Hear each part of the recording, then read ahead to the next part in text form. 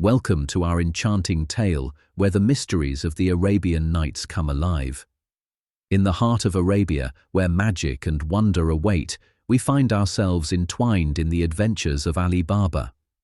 With secrets and surprises lurking around every corner, our story starts with a poor woodcutter who has stumbled upon a fortune, but can his secret be kept safe? Let's begin. The secret is out. In the previous episode, we heard about a poor woodcutter named Ali Baba, who comes across robbers hiding their goods as he cuts wood in the forest. He steals a few of the bags and makes his way home. The story continues. Ali Baba started emptying the bags into a huge trunk and narrated his adventure to his wife. While she listened to him, she was dazzled with all the gold and money. Ali Baba concluded his story by saying, "Dear wife, I beg you to keep this good fortune of ours a secret. As you see, I have not robbed anyone." Ali Baba's wife rejoiced and said, "You are right, dear Ali. I will not disclose this to anyone. I am so happy that God has showered his blessings on us. However, I wish to know how much gold we have. Alas, we are so poor that I don't even have an instrument to measure our good fortune," she added. Ali Baba was miffed with his wife's response and said, "Why do you want to measure the gold? Look, I don't have time for this. I have to dig a deep hole to bury the gold, as the trunk is now full of money.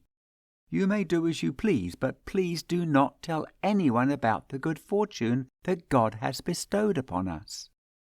Saying so, he began to dig furiously. "Oh, don't think I am a fool. Why will I disclose this to anyone? You carry on with your work.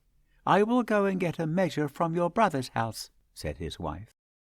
She could no longer contain her curiosity, and she wanted to know exactly how much gold they had. So she ran to her brother-in-law's house and found his wife at home. She asked her for a measure. Qasim's wife was surprised, and she thought to herself, "Why does she need a measure? They hardly have anything to eat. Something seems suspicious. Let me find out." She asked Ali Baba's wife, "Sister, do you want a big measure or a small measure?" Ali Baba's wife understood her intentions and said, "Sister, I only want a small measure." Accordingly, Qasim's wife gave her a small measure, and Ali's wife ran back home to measure the amount of gold.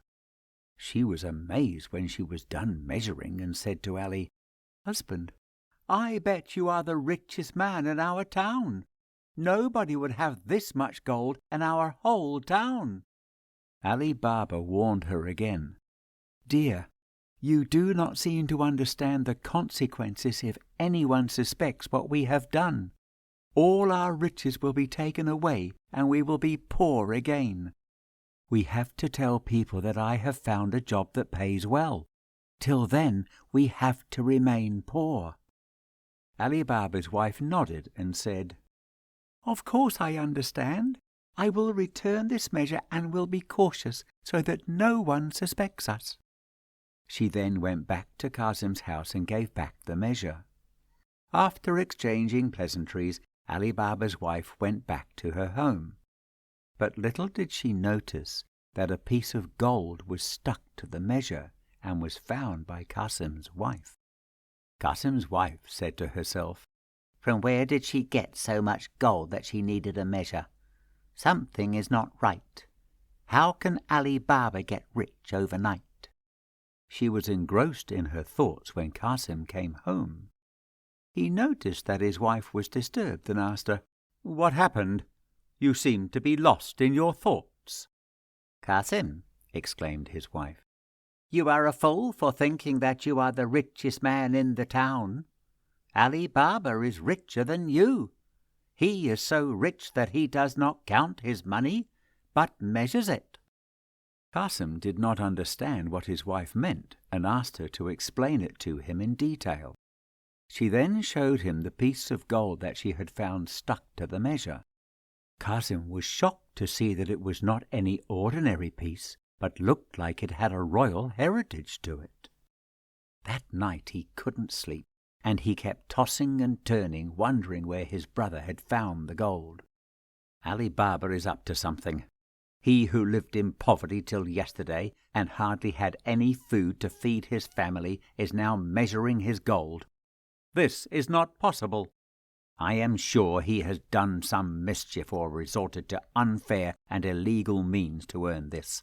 I will ask him tomorrow morning, thought Qasim. He managed to sleep for an hour or so, and soon it was dawn.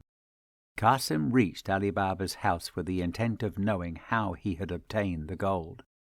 As soon as he saw Ali Baba, he asked him, "Ali, from where did you get so much gold? What have you done? Have you resorted to robbery?" Ali Baba was shocked to hear his brother's words.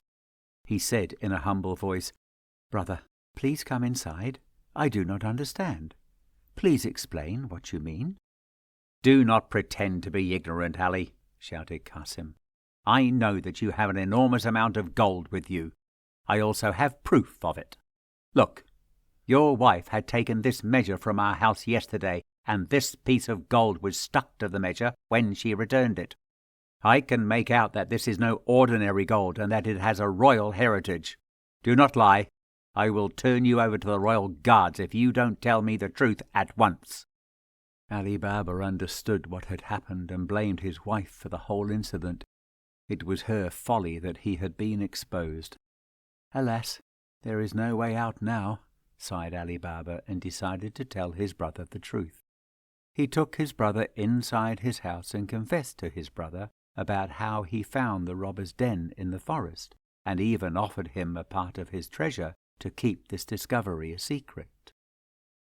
In the next episode, we will see how Qasim reacts to what Ali Baba tells him. The end. The story of Ali Baba teaches us that secrets can be hard to keep and that honesty is always the best policy. As we reflect on this tale from Arabian Nights, we're reminded that our actions have consequences and that trust is essential in any relationship.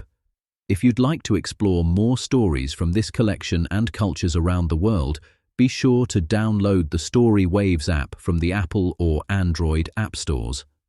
A StoryWaves subscription costs less than $1 a month, making it one of the most affordable ways to bring quality stories to your family.